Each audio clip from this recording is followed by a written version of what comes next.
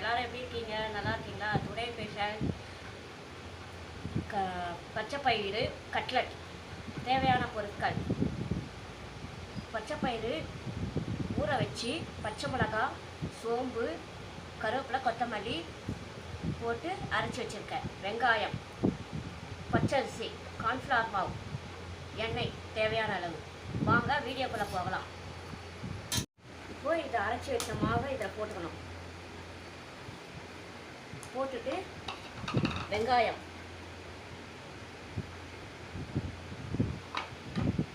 பச்சரிசி மாவு,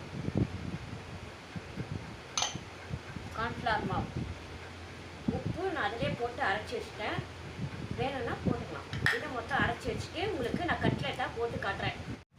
சுவையான பச்சைப்பயிறு கட்லெட் வீட்டில் ட்ரை பண்ணி பாருங்கள். லைக் பண்ணுங்கள், ஷேர் பண்ணுங்கள், கமெண்ட் பண்ணுங்கள், சப்ஸ்கிரைப் பண்ணுங்கள். ஓகே, பாய்.